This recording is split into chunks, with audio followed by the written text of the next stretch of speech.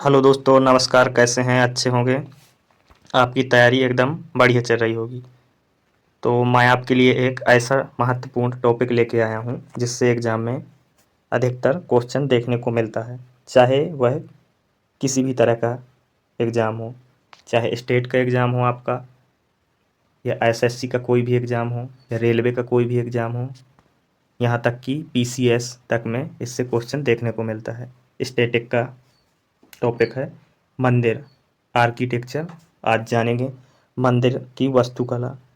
हम जानेंगे नागर शैली, द्रविड़ शैली, बेसर शैली, और इसके अलावा हम जानेंगे राम मंदिर के बारे में, और हम सभी राज्य के कुछ महत्वपूर्ण मंदिर के बारे में जानेंगे जिससे एग्ज़ाम में क्वेश्चन बनते हैं।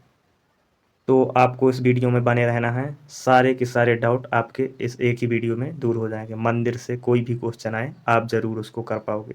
इसके बाद हम 20+ MCQs भी करेंगे मंदिर से रिलेटिव। तो चलो शुरू करते हैं आज का टॉपिक। तो भारतीय मंदिर वास्तुकला एक प्राचीन कला है जो हजारों साल पुरानी है। ये मंदिर हिंदू, जैन और बौद्ध धर्म से प्रेरित हैं और इन्हें खास शिल्प शास्त्र के आधार पर बनाया जाता है। मंदिर की संरचना में गर्भगृह, मंडप, जगती, पीठ, शिखर, आमलक जैसे हिस्से देखने को मिलते हैं। तो मंदिर वास्तुकला की 3 प्रमुख शैलियाँ हैं। Architecture, temple architecture. तो पहली शैली है आपकी नागर शैली जो कि उत्तर भारत में प्रचलित है। द्रविड़ शैली जो कि दक्षिण भारत में प्रचलित है। बेसर शैली नागर और द्रविड़ शैली का मिक्सचर है, मिला जुला रूप। तो आपको बेसर शैली के मंदिर भारत के विभिन्न स्थानों में देखने को मिल जाएंगे। इसके अलावा कुछ लोकल शैलियाँ भी हैं, जैसे आपने सुना होगा पंचायतन शैली, उनके बारे में भी चर्चा करेंगे। तो मंदिर के पूजा गृह के 3 प्रकार होते हैं, पहले ये जान लें। तो आपसे पूछा जाएगा संधान क्या है, तो मंदिर की एक पूजा गृह के 3 प्रकारों में से संधान भी एक प्रकार है, प्रदक्षिणा पथ के साथ। तो इसके बारे में मैं समझाता हूँ। जैसे आपका ये एग्जाम्पल के लिए मंदिर का स्ट्रक्चर है, इसके अंदर गर्भगृह के अंदर एक मूर्ति रखी हुई है, शिव की किसी की भी मान लो।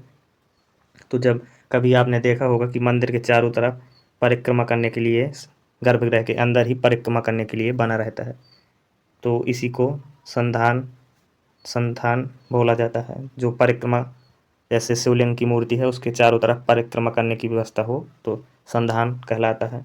और निरंधार, जैसे किसी किसी मंदिर में मूर्ति तो रहती है, जैसे शिवलिंग की मूर्ति है एग्जाम्पल के लिए, परिक्रमा करने की वहाँ पर कोई व्यवस्था नहीं रहती है। ऐसे काफ़ी मंदिर देखने को मिलते हैं, वहाँ पर सामने किसी देव की मूर्ति रहती है, परिक्रमा करने की जगह नहीं रहती।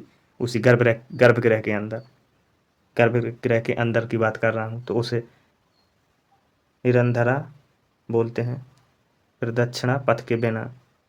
और एक शब्द और है एग्जाम्पल के लिए, जैसे ये हो गया मंदिर का स्ट्रक्चर, और मंदिर मंदिर का स्ट्रक्चर हो गया, और ये हो गया तुम्हारे प्रवेश द्वार, ये भी प्रवेश द्वार, ये भी प्रवेश द्वार। ये जैसे सर्व तो भद्र उसे कहते हैं, जैसे मंदिर की सभी दिशाओं से प्रवेश द्वार किया जा सकता है। ये जैसे मैंने आप बनाया प्रवेश द्वार, उत्तर से भी है, पूर्व से भी है, दक्षिण से भी है, पश्चिम से भी है। इसी को सर्व तो भद्र कहते हैं। तो आपसे एग्जाम में क्या पूछेगा कि इन मंदिर के पूजा गृह के 3 प्रकारों में से कौन सा इनका प्रकार नहीं है। तो संधान भी आपका प्रकार है, निरंधरा भी आपका एक प्रकार है, सर्वतोभद्र भी एक प्रकार है, और चौथा ऑप्शन एग्जामिनर डाल देगा। इसी तरह एग्जाम में क्वेश्चन पूछेगा। अब शुरू करते हैं नागर शैली की मंदिर की स्ट्रक्चर। तो नागर शैली की मंदिर की स्ट्रक्चर शुरू करते हैं। तो देखो, सबसे पहले हम डिस्कस करेंगे जगती के बारे में। ये हो गया जगती आपका, ये पूरा एरिया जिसमें मंदिर की नींव रखी जाती है उसे जगती बोलते हैं। और जगती के बाद ये जो दूसरा ऊपर चबूतरा टाइप का बना रहता है इसको पीठ बोलते हैं, जो नागर शैली में होता है। तो पीठ के बाद ही मंदिर का निर्माण होता है। जगती, जगती आप जान गए, जगती हो गया। फिर होता है मंडप, मंडप के बारे में जान लें। ये हो गया मंडप, मंडप हो गया है। ये अर्ध मंडप हो गया। किसी किसी मंदिर में बहुत सारे मंडप होते हैं, जैसे राम मंदिर में 5 मंडप हैं। तो मंडप में लोग जब पूजा करने जाते हैं तो यहाँ पर वेटिंग हॉल जिसे बोलते हैं, वेटिंग हॉल ही कहलाता है। ये हो गया गर्भगृह है आपका, जहाँ मूर्ति रखी रहती है। ये देखो शिवलिंग की मूर्ति रखी हुई है। गर्भगृह जो जैसे लोग पूजा करते हैं, तो गर्भगृह में 10, 5, 15, 20 लोग खड़े होकर पूजा एक साथ कर सकते हैं। इसके अलावा बहुत सारे लोग जैसे 100-50 लोग इकट्ठा हुए तो वो मंडप पर प्रतीक्षा कर सकते हैं पूजा करने की। और उसके अलावा छोटे छोटे मंडप भी बोलते हैं, उन्हें अर्ध मंडप बोलते हैं।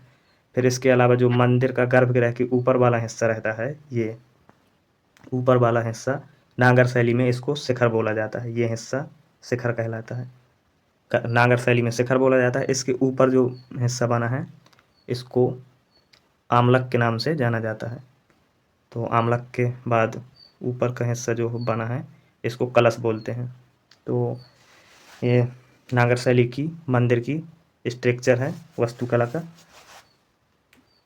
और द्रविड़ शैली में एक गोपुरम होता है, उसको डिस्कशन करेंगे, वो प्रवेश द्वार कहलाता है। और मंडप और गर्भगृह के बीच एक गैप हुआ करता है द्रविड़ शैली में, अंतराल उसको बोलते हैं। और जिसको हम इसमें, जैसे हमने इसको शिखर बोला है, उसको शिखर नहीं बोला जाता, उसमें अलग नाम से जानते हैं। आगे हम डिस्कशन करेंगे उसके बारे में। हाँ तो चलो देखो देखते हैं। देखो नागर शैली उत्तर भारत मंदिर शैली है। नागर शैली आपसे एग्जाम में पूछता है कि नागर शैली मंदिर वास्तुकला भारत के किस क्षेत्र की है, तो उत्तर भारत की वास्तुकला है नागर शैली। तो मैंने आपको बताया जगती होता है, जिसे चबूतरा या आधार कहा जाता है। मंदिर अक्सर एक ऊंचे चबूतरे पर बनाया जाता है जिसे जगती कहते हैं। यह मंदिर की ऊंचाई देता है। और पीठ आधार संरचना है। जगती के ऊपर पीठ निर्मित होती है जो मंदिर की मुख्य संरचनात्मक इकाई को सहारा देता है। यह आधार मंडप और गर्भगृह को स्थिरता प्रदान करता है। पीठ के ऊपर ही मंडप मंडप बनता है और गर्भगृह और शिखर बनता है। तो हम गर्भगृह के बारे में जानेंगे। गर्भगृह मंदिर का केंद्रीय और सबसे पवित्र भाग, जहाँ देवता की मूर्ति स्थापित होती है। श्रद्धालु गर्भगृह के चारों ओर परिक्रमा कर सकते हैं। किसी किसी मंदिर में यह व्यवस्था नहीं होती है। और गर्भगृह आपसे एग्जाम में पूछेगा कि मंदिर मंदिर में मूर्ति किस जगह स्थापित किया जाता है। तो एग्जाम्पल के लिए जगति दे देगा, शिखर दे देगा, पीठ दे देगा, गर्भगृह। तो गर्भगृह में ही मूर्ति रखी जाती है। गर्भगृह के बाद हम बात करते हैं शिखर। मैंने बताया था कि जैसे गर्भगृह यहाँ पर मूर्ति हो गई, उसके ऊपर ऐसे उठा रहता है मंदिर का स्ट्रक्चर इस तरह, ये शिखर कहलाता है। शिखर के ऊपर आमलक होता है, आमलक के ऊपर कलश होता है। नागर शैली की बात कर रहे हैं अभी हम। तो नागर शैली में शिखर ऊंचा, घुमावदार और सीधा उठता है और यह गर्भगृह के ठीक ऊपर निर्मित होता है। तो आपसे एग्जाम में पूछेगा कि गर्भगृह के ऊपर मंदिर के क्या रहता है। तो गर्भगृह के ऊपर सबसे पहले घुमावदार शिखर ही उठता है नागर शैली में। मंदिर का दृश्य आकर्षक होता है। आमलक के बारे में जान लें। शिखर के शीर्ष पर एक बड़ा आकार का रिंग जैसी संरचना होती है जिसे आमलक कहते हैं। यह सूर्य के किरणों का प्रतीक माना जाता है। अगला आपका आ जाता है कलश। कलश के ऊपर एक छोटी आमलक के ऊपर एक छोटी कलशदार संरचना होती है जो पूर्णता, पवित्रता और जीवन के स्रोत का प्रतीक है। अब शुरू करते हैं। देखो हम नागर शैली के महत्वपूर्ण मंदिर जो एग्जाम में आपके सीधे देखने को मिलते हैं। तो मंदिर में क्या पूछता है, सबसे पहले पूछता है मंदिर में कि मंदिर किसने बनवाया और कब बनवाया। और मंदिर के बारे में पूछता है किस शैली में बना हुआ है मंदिर। इसके अलावा पूछता है कि यूनेस्को में कब शामिल हुआ मंदिर। और उसकी लोकेशन पूछता है कि किस राज्य में स्थित है। ये 3 चीज़ें मंदिर से पूछी जाती हैं। और मंदिर के कुछ विशेष तथ्य होते हैं, उनके बारे में भी कभी कभी प्रश्न बनता है। तो हम नागर शैली के प्रमुख मंदिर की चर्चा करते हैं। तो सबसे पहले आपको मैं एग्जाम्पल रखता हूँ श्री प्रभु राम मंदिर अयोध्या का, जो अभी रिसेंट में बना हुआ है। तो अयोध्या का राम मंदिर प्राचीन भारतीय नागर शैली का एक उत्कृष्ट उदाहरण है, क्योंकि ये उत्तर भारत में बना है, उत्तर प्रदेश के अयोध्या जिले में। तो ये नागर शैली में ही तो डेवलप हुआ है इसका आर्किटेक्चर। डिजाइन उसका पूछेगा तो प्रसिद्ध वास्तुकार चंद्रकांत बी सोमपुरा और उसके बेटे निखिल और आशीष सोमपुरा द्वारा तैयार किया गया है डिजाइन मंदिर का। पूछता है एग्जाम में राम मंदिर का डिजाइन किसने तैयार किया। और मंदिर की लंबाई पूर्व से पश्चिम की ओर 380 फीट और चौड़ाई 250 फीट, ऊंचाई 161 फुट। तो ऊंचाई आप याद कर लेना, ऊंचाई आपके लिए मोस्ट हो जाता है। तो मंजिल 3 मंजिला संरचना है इसकी। मंदिर में 3 मंजिल हैं जिनमें से प्रत्येक की ऊंचाई 20-20 फुट है, आपको ये भी याद रख। इसके अलावा मंदिर में क्या है, स्तंभ और द्वार, तो ये भी आप, ये नहीं पूछा जाता है अक्सर, पर करंट का मंदिर है, पूछ सकता है। 392 स्तंभ, 44 द्वार हैं इसमें। इन स्तंभों पर देवी देवताओं और पौराणिक कथाओं की सुंदर नक्काशी की गई है। और मंडप के बारे में देखो, हमने जाना था कि मंदिर में मंडप होते हैं। तो राम मंदिर में 5 मंडप हैं, तो 5 मंडप के नाम हैं। पहले का नाम है नृत्य मंडप, रंग मंडप, सभा मंडप, प्रार्थना मंडप, कीर्तन मंडप। और निर्माण सामग्री में आपको पूछे तो मंदिर की निर्माण में बंसी पहाड़पुर राजस्थान के गुलाबी पत्थर का उपयोग किया गया है। तो पीसीएस में ऐसे क्वेश्चन पूछता है कथन निष्कर्ष में कि राम मंदिर का निर्माण कार्य में कौन से पत्थर का उपयोग किया गया है, और वो पूछता है कि किस राज्य में पाया जाता है, तो बंसी पहाड़पुर राजस्थान। ग्रेनाइट पत्थर है, फर्श के लिए मकरान मार्बल का उपयोग किया गया है। तो आपको बता दूं कि जो लोहे का उपयोग है राम मंदिर में, अक्सर लोग सोचते होंगे मंदिर बना है तो लोहे का जीरो उपयोग हुआ है। लोहे स्टील का बिल्कुल भी उपयोग नहीं हुआ है। कॉपर जैसी धातु की छड़ें इसमें लगाई गई हैं। पत्थर को जोड़ने के लिए पारंपरिक टंग एंड ग्रुप विधि तथा तांबे की प्लेटों का उपयोग किया गया है, आपके लिए महत्वपूर्ण है। और राम मंदिर में दीर्घायु, इसे कम से कम 1000 वर्ष तक सुरक्षित रखने और उच्च तीव्रता वाले भूकंप को सहने के लिए डिजाइन किया गया है। सूर्य तिलक प्रणाली, मंदिर में एक विशेष ऑप्टिकल प्रणाली लगाई गई है जिसे हर रामनवमी पर सूर्य की किरणें सीधे रामलला के मस्तक पर तिलक करेंगी। अब दूसरा मंदिर है हमारा, बहुत ही मोस्ट इम्पोर्टेंट मंदिर है, कंदरिया महादेव मंदिर। इसकी लोकेशन पूछता है और किसने निर्माण करवाया इसका, तो एक कंदरिया अपने मध्य प्रदेश में स्थित है और मेरे पास में ही, पड़ोस में ही कंदरिया 10-15 किलोमीटर दूर पर है। मैं यहीं का हूँ, छतरपुर जिले का ही। तो चंदेल राजाओं द्वारा निर्मित यह सबसे प्रसिद्ध उदाहरण है। और मैं ये मंदिर में 2-3 बार जा चुका हूँ, कई बार जा चुका हूँ। अच्छा मंदिर है, यूनेस्को में 1986 में शामिल हुआ है। तो देखते हैं मंदिर, ये देख लीजिए, ये है कंदरिया महादेव मंदिर जो कि खजुराहो में स्थित है। चंदेल शासकों द्वारा बनवाया गया है, जो राजपूत, ये चंदेल उन्हीं के द्वारा बनवाया गया है। और मेरे पास में ही कलिंजर का किला स्थित है। कलिंजर के किले के बारे में आप सब जानते होंगे। शेरशाह सूरी की मृत्यु यहीं हुई थी गोला घलने के कारण, पास में ही है अपने। और तीसरा मंदिर, हम प्रमुख मंदिरों के बारे में चर्चा करते हैं, ज़्यादा मंदिर नहीं है। कोणार्क सूर्य मंदिर, ये भी पूछा जाता है। तो कोणार्क सूर्य मंदिर अपनी वास्तुकला के लिए प्रसिद्ध है। नागर शैली में बना है ये मंदिर, उड़ीसा राज्य में स्थित है। 13वीं शताब्दी में गंग वंश के शासक नरसिंह देव प्रथम ने बनवाया था, ये याद रख लेना। तो आपसे पूछेगा कोणार्क सूर्य मंदिर का निर्माण किस शासक द्वारा करवाया गया था, तो नरसिंह देव प्रथम गंग वंश के शासक थे। यूनेस्को में कब शामिल हुआ, 1984 ईस्वी में। और इसको ब्लैक पगोड़ा के नाम से जाना जाता है। 10 रुपए के नोट पर इसका चित्र अंकित है, ये भी पूछ सकता है आपको। और लिंगराज मंदिर भुवनेश्वर, ये भी उड़ीसा में है, विशाल नागर शैली का उदाहरण है। सोमवंशी राजा जजाति केसरी द्वारा निर्मित है। अगला मंदिर है आपका मोढेरा। मोढेरा नृत्य भी है एक गुजरात का, आपसे ये भी पूछता है लोक नृत्य में। मोढेरा गुजरात का एक लोक नृत्य है। तो गुजरात में स्थित है मोढेरा मंदिर, सूर्यकुंड तालाब के लिए प्रसिद्ध है। मोढेरा मंदिर सूर्य मंदिर के नाम से भी जाना जाता है। गुजरात के मेहसाणा जिले में स्थित है। इस मंदिर का निर्माण 11वीं शताब्दी में सोलंकी वंश के राजा भीमदेव प्रथम ने करवाया था। यह मंदिर सूर्यदेव को समर्पित है।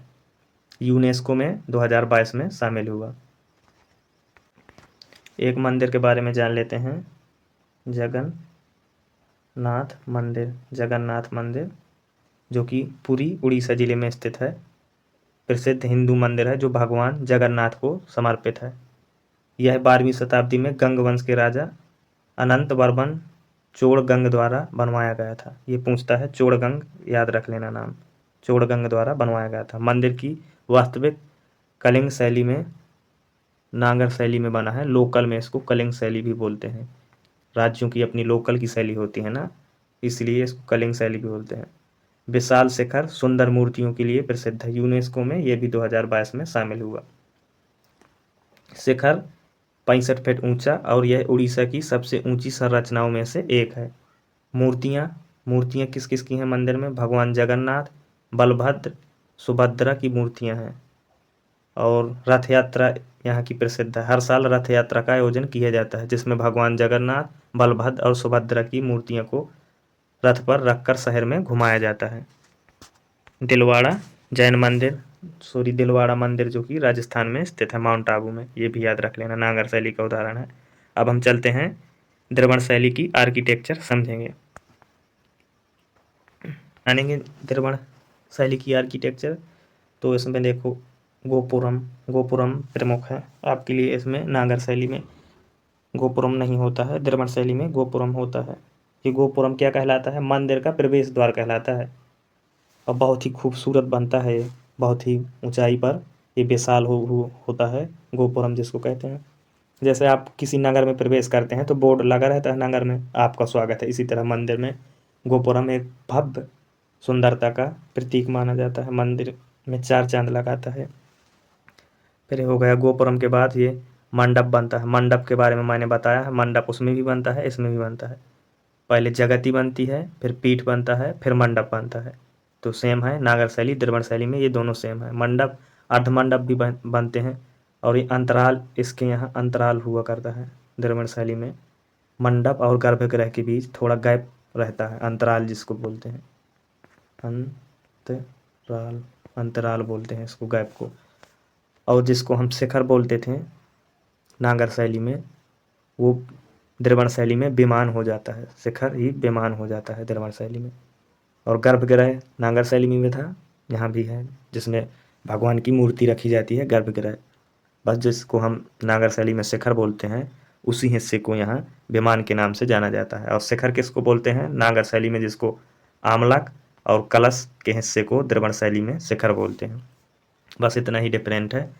गोपुरम और विमान और शिखर, ये याद कर लेना, और अंतराल इसमें पाया जाता है।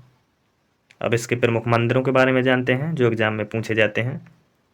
देखो ये सारा का सारा सेम है। विमान आपका होता है, गोपुरम भी होता है, मंडप भी है, अंतराल भी है, गर्भगृह भी है। सारा का सारा ये सेम है नागर और द्रविड़ शैली के हिसाब से। सिर्फ गोपुरम और अंतराल जो होता है, यह मंदिर का एक छोटा मंडप होता है जो गर्भगृह और महामंडप के बीच स्थित होता है। तो इसमें टाइपिंग मिस्टेक हुआ है। अंतराल जो होता है मंडप और गर्भगृह के बीच का हिस्सा ही अंतराल कहलाता है। और गर्भगृह के बारे में आप जानते ही होंगे, यह मंदिर का सबसे पवित्र भाग होता है जहाँ देव की मूर्ति रखी जाती है। अब द्रविड़ शैली का एक प्रमुख मंदिर, बहुत ही इम्पोर्टेंट मंदिर, एग्जाम में हजारों बार पूछा गया है। SSC, railway, other state exam, UP, Rajasthan, Haryana, Gujarat, Maharashtra, अलग अलग एग्जामों में हजारों बार तो नहीं, कम से कम 100 बार ही पूछा गया है। और महत्वपूर्ण मंदिर है। इसका ये जो क्या बोलते हैं, इसको शिखर बोलते हैं द्रविड़ आर्किटेक्चर में, ये शिखर ही कहलाता है।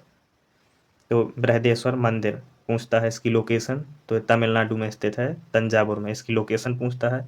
और किसने निर्माण कराया? तो चोल राजा राजराज प्रथम द्वारा निर्माण कराया गया है। और ये यूनेस्को विश्व धरोहर में शामिल है। द्रविड़ शैली का बहुत ही इम्पोर्टेंट मंदिर है, घूमने जाने लायक मंदिर है, अच्छा मंदिर है। ये है, देखो इसको नागर शैली में शिखर बोलते हैं इसको, ये। और द्रविड़ शैली में ये शिखर कहलाता है। नागर शैली में जो ऊपर रहता है उसको आमलक बोलते हैं और उसके ऊपर कलश बोलते हैं। ये शिखर है और ये विमान है इसका, विमान, इसको विमान बोलते हैं। अद्भुत नज़ारा है। इसके बारे में बोला जाता है कि जो ये इसका शिखर है 80 टन का है। 80 टन समझते हैं, 1 टन 10 कुंटल का होता है। तो 800 कुंटल का इसका शिखर है जो हाथियों द्वारा चढ़ाया गया था। इसकी आर्किटेक्चर देख सकते हो, कितनी भव्य आर्किटेक्चर है इसकी। देखो भाई।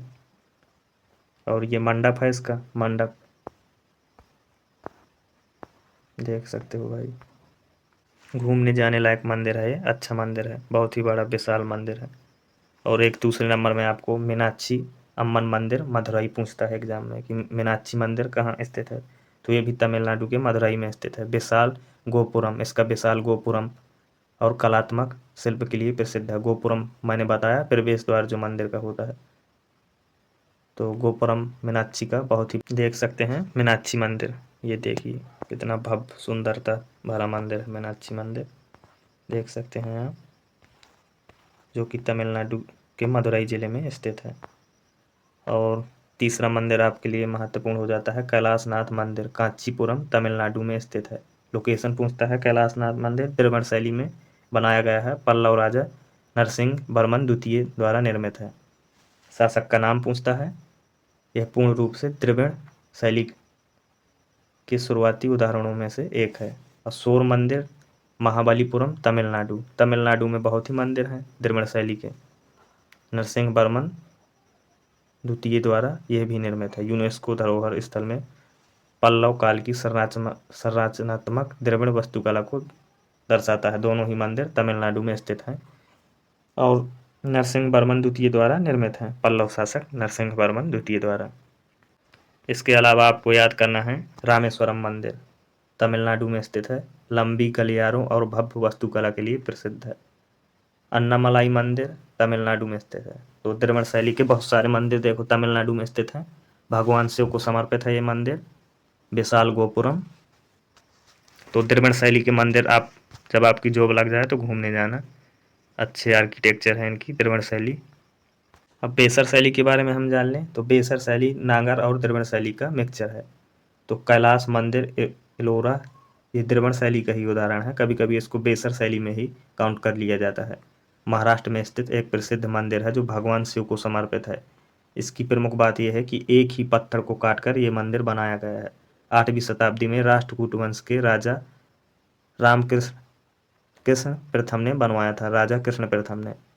और बहुत ही महत्वपूर्ण मंदिर है कैलाश मंदिर। पूछता है कि किस शासक द्वारा बनवाया गया है, तो राष्ट्रकूट द्वारा। कूट में किस शासक, तो कृष्ण प्रथम ने इसका निर्माण कराया। यह मंदिर एक ही चट्टान को काटकर बनाया गया है, इसकी विशेषता है। ऊंचाई है 32.6 मीटर। यूनेस्को में शामिल हुआ 1983 में। 1983 में इंडिया विश्व कप भी जीता था कपिल देव की कप्तानी में, याद रख लें। यह है राष्ट्रकूट द्वारा निर्मित कैलाश मंदिर, एक ही पत्थर को काटकर बनाया गया है।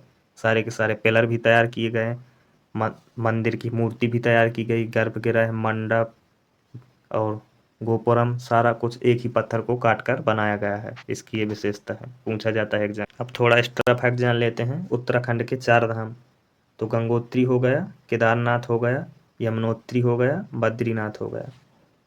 तो गंगोत्री उत्तराखंड राज्य के उत्तरकाशी जिले में भागीरथी नदी के किनारे स्थित है। केदारनाथ आपका उत्तराखंड के रुद्रप्रयाग जिले में स्थित है। और यमुनोत्री आपका उत्तराखंड के उत्तरकाशी जिले में स्थित है। इसके अलावा बद्रीनाथ पूछा जाता है तो चमोली जिला में स्थित है, अलकनंदा नदी के किनारे। और एग्जाम के पॉइंट ऑफ व्यू से आपके एग्जाम में क्या पूछ सकता है, एग्जाम में पूछ सकता है कि उत्तराखंड में स्थित पंच केदार मंदिर जो भगवान शिव को समर्पित है उसके बारे में पूछता है। जो उत्तराखंड में पंच केदार मंदिर, याद रख लेना, महत्वपूर्ण है। तो केदारनाथ यह पंच केदार में एक प्रसिद्ध मंदिर है जहां भगवान शिव के लिंग के रूप में पूजा की जाती है। तुंगनाथ, इस मंदिर में भगवान शिव की भुजाओं की पूजा की जाती है। रुद्रनाथ, यह भगवान शिव के मुख की पूजा की जाती है। मध्य महेश्वर, इस मंदिर में भगवान शिव की नाभि की पूजा की जाती है। कल्पेश्वर, यहाँ भगवान शिव की जटाओं की पूजा की जाती है, ये याद रख लेना।